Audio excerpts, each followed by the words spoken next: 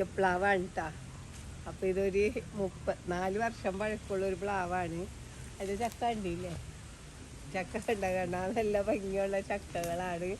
കഴിക്കാനും നല്ല ടേസ്റ്റുള്ള ചക്കയാണ്. വലിയ ചുളയുണ്ട് ഇതിൻ്റെത്, കഴിക്കാനും നല്ല ടേസ്റ്റാണ് കണ്ട. അപ്പം ഇതൊരു 15 വർഷം കഴിഞ്ഞ പിന്നെ കായ്ച്ചു തുടങ്ങിയത്. നമുക്കൊരു പാകി മുളപ്പിച്ച പ്ലാവായിരുന്നു. 15 വർഷം കഴിഞ്ഞപ്പോഴാണ് കായ്ച്ചു തുടങ്ങിയത്. അത് കഴിഞ്ഞിട്ട് പിന്നെ എല്ലാ വർഷവും ചക്ക ഇതേപോലെ ഉണ്ടായി നമുക്ക് കിട്ടാറുണ്ട്. അപ്പോൾ ഈ വർഷവും കണ്ട ചക്ക ഉണ്ടായിട്ടുണ്ട്. ചക്കയൊക്കെ കാണാൻ, ഈ ചക്ക കാണുന്നവർക്കൊക്കെ ഒരു കൗതുകമാണ്. കാണാൻ നല്ലൊരു ഭംഗിയാണല്ലോ, നല്ല ഷേപ്പിൽ, നല്ല ഉരുണ്ട ഷേപ്പിലുള്ള ചക്ക, നല്ല വലിപ്പം വെക്കോട്ടാ.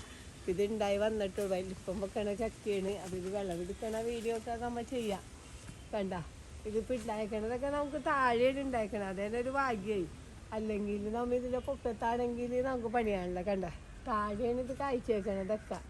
അപ്പോൾ കായ്ച്ചേക്കണ ചക്കയൊക്കെ നല്ല ചക്കകൾ തന്നെയാണ് കായ്ച്ചേക്കണത്. കണ്ട നാടൻ പ്ലാവ് ഒക്കെ നമ്മുടെ പറമ്പിലുണ്ടെങ്കിൽ ഇതേപോലെ കായ്ച്ചു കിട്ടും. നാടൻ ചക്ക എന്ന് പറഞ്ഞു കഴിഞ്ഞാൽ നമുക്ക് സ്ഥലമുള്ളവർക്കൊക്കെ നാടൻ ചക്കകളൊക്കെ ഉണ്ടായിക്കഴിഞ്ഞാലും കുഴപ്പമില്ല. വേണ്ട, നമുക്ക് സ്ഥലം വേണം വളർത്താനായിട്ട്. പിന്നെ ഇത് പറിക്കാനൊക്കെ മുകളിലോട്ടൊക്കെ ഉണ്ടായിക്കഴിഞ്ഞാൽ പറിക്കാൻ കുറച്ച് പ്രയാസമാണ്.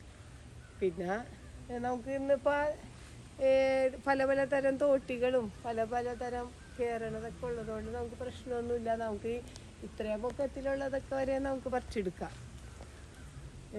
അപ്പം നാടൻ ചക്കയും കണ്ട, നാടൻ ചക്കയും ഒക്കെ നമ്മുടെ വീട്ടിലുണ്ടെങ്കിൽ ഇതേപോലെ നന്നായിട്ട് തന്നെ കായ്ക്കും. നാടൻ പ്ലാവിനൊന്നും നമ്മൾ വലിയ പരിചരണമൊന്നും വേണ്ട. നമ്മൾ വളവും വേണ്ട വെള്ളവും വേണ്ട. ഈ നാടൻ മാവുകൾക്ക്, നാടൻ പ്ലാവുകൾക്കൊക്കെ അതൊക്കെ ഇങ്ങനെ എല്ലാ വർഷവും ചക്ക ഉണ്ടാവും, എല്ലാ വർഷവും മാങ്ങ ഉണ്ടാവും, അങ്ങനെയൊക്കെയാണല്ല. പിന്നെ നമ്മുടെ പറമ്പിൽ ഇതൊക്കെ കായ്ച്ചെടുക്കുക തന്നെ നല്ലൊരു ഐശ്വര്യമാണല്ലോ.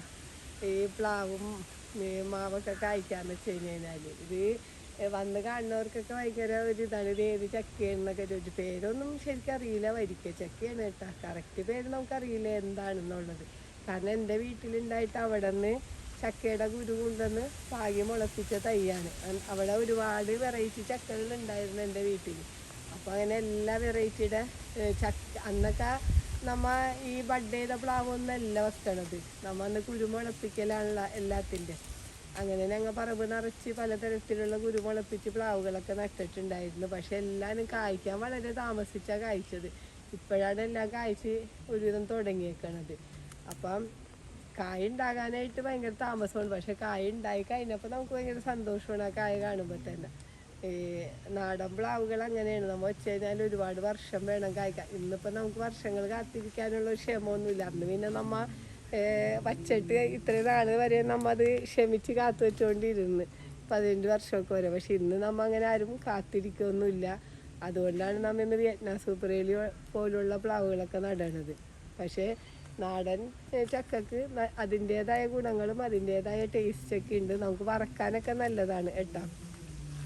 നമുക്ക് ചക്ക വറുത്തതൊക്കെ ഉണ്ടാക്കാനായിട്ട് സൂപ്പറാണ്. പിന്നെ കറി വെക്കാൻ നല്ലതാണ്. അപ്പം പിന്നെ മടലും ഇതൊക്കെ പശയൊക്കെ ഉണ്ടാവും. അപ്പോൾ എല്ലാവരും സ്ഥലമുള്ളവരൊക്കെ നാടൻ പ്ലാവും ഒക്കെ വീട്ടിൽ പറമ്പിലൊക്കെ വെച്ച് പിടിപ്പിക്കുക. പറമ്പിലൊരു തണലുമാണ്. ഇങ്ങനെയൊക്കെ കാഴ്ച കിടക്കുന്നതും ഒരു ഐശ്വര്യമാണ്. അപ്പം നമുക്ക് ചക്ക ചിപ്സ് ഉണ്ടാക്കാനും പിന്നെ പഴുപ്പിച്ച് കഴിക്കാനൊക്കെ നല്ലതാണെന്ന് പറയില്ല. ചുളയൊക്കെ നല്ല വലിപ്പമുള്ള ചുളകളാണ്. കുരു നല്ല ടേസ്റ്റുള്ളതാണ്.